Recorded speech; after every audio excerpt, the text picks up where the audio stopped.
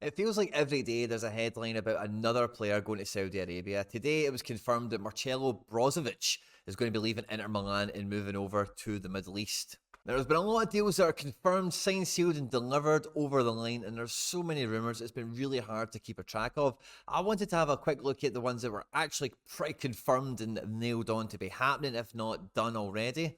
And then with you guys, zoom out a little bit and take a look at the wider picture of what is really going on here, because there is a huge development in world football that's happening with this injection of capital into this part of the world for football that no one is talking about.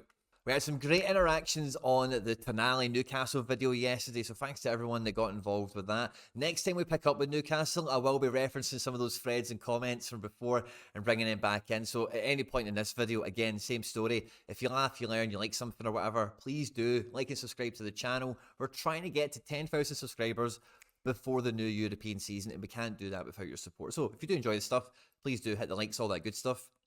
And let's just get stuck into it. Now, there's 4 primary clubs in Saudi Arabia that are going out and spending all their money to bring the players in to enhance that division, enhance that league. There's a couple of clubs in Qatar, and I mean a couple, like 2, that are in that market as well, trying to get some of those players. Now, the first thing I want to say right off the bat is I actually really love the profile of players that they're going for, because a lot of them, and not all of them, you know, but some of them have really struggled to break the top end of football and have just went stale in their career. So hey, let's get them moved out. They can go get a lot of money, and let's let the next generation of talent start to come through. Is a wee bit my sentiment with some of these guys.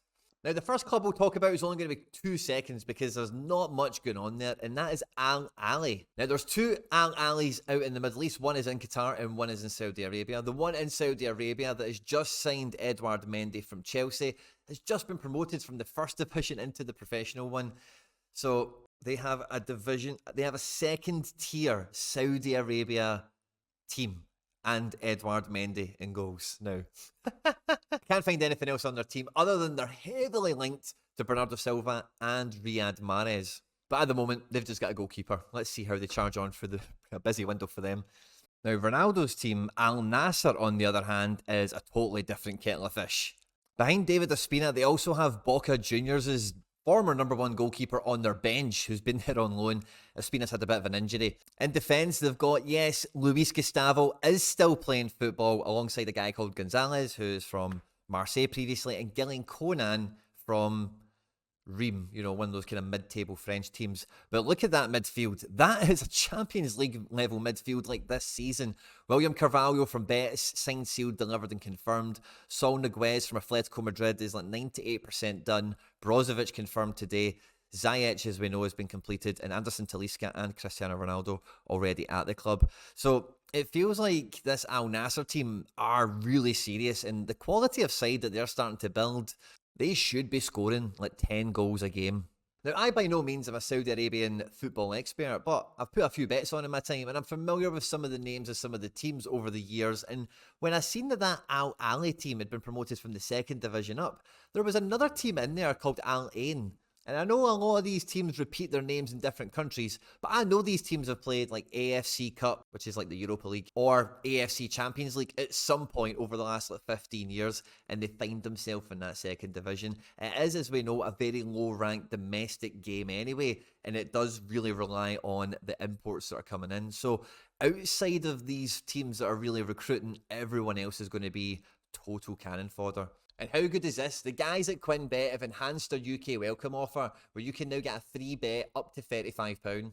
It's for new customers to sign up only. You can check out the full terms and conditions on the website, quinnbet.com, or by clicking on the link in the description of this video and in the pinned comment. By clicking on that link and signing up directly, you do support all the content here at the channel, and I thank you in advance if you do so. It looks really impressive to me. It's 18+, and remember folks, always gamble responsibly. One of the teams that made the big splash, first of all, by signing Karim Benzema and Ngolo Kante is Al Ittihad. Now, when you look at their squad, there's not as much going on there compared to Ronaldo's Al Nassr. They do have Nuno Espirito Santo in as head coach. a Brazilian goalkeeper, Higazi, at the age of 32 in defence, along with Kante, Benzema, and a boy by the name of Helder Costa, who's knocked around Europe for a little while. But this team did win the league last year, and they will be going into AFC Champions League. So with Benzema and Kante coming in, big former Champions League winners in Europe, of course, again with a few more additions, there's a good spine there, especially for the level of competition domestically they'll be playing.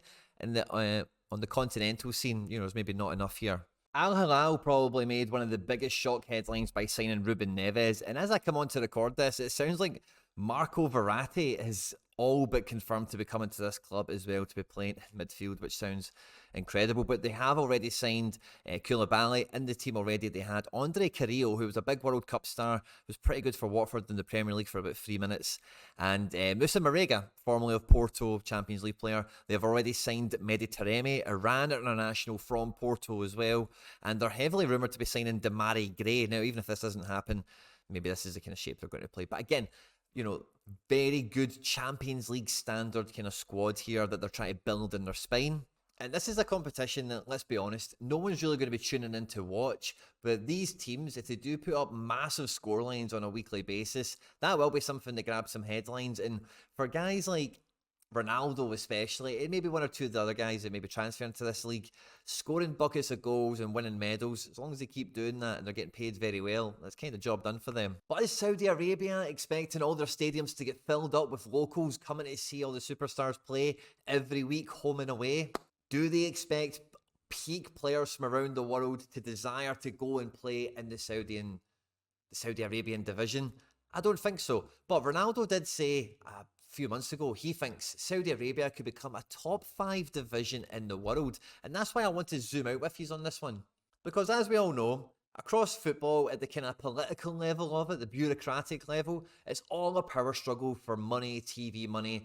And that's why you hear coaches and players relentlessly protesting for the amount of games that are happening. As you know, there's going to be a revamp to the Champions League where the group stage is essentially going to be between 8 to 10 games, depending on how successful you are. We've had the Nations League, we've had the Europa Conference League edition. There's lots between UEFA, La Liga, Serie A, being green-eyed monsters looking at the Premier League money, and then from FIFA, being the green-eyed monster looking at UEFA with their Champions League money and the Premier League with the Premier League and everything else. There's so many people that want a piece of that pie for a multitude of reasons. Now, money is unavoidably everywhere in football, and for me, I always love the idea of football bringing the best people in the world to the best positions because of their talent and their ability. So I think there's a bit of merit for some of these competitions that I'm about to tell you about, but it is getting a bit too much, man. FIFA announced the format for the first edition of their revamped FIFA Club World Cup, their attempt at having a global kind of Champions League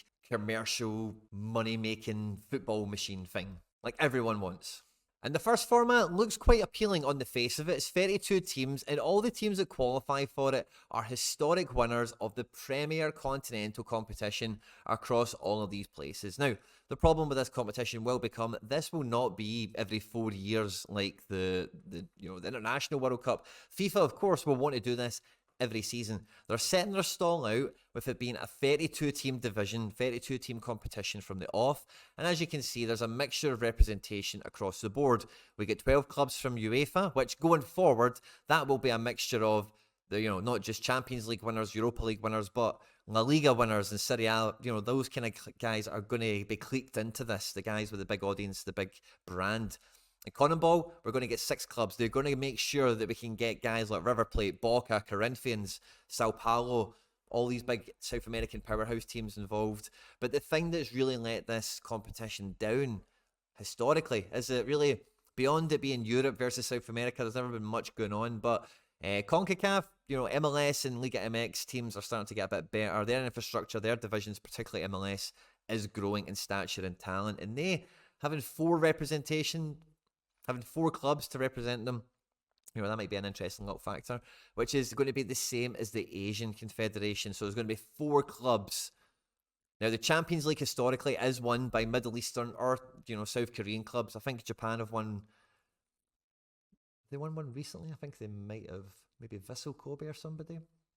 But anyway, they have an Asia Cup and they have a Champions League. Most of these competitions have that kind of 1 and 2 structure, but they'll have 4 clubs entering, and we're going to have 4 clubs from Africa, which I've got no opinion on, to be honest with you, how that's going to work.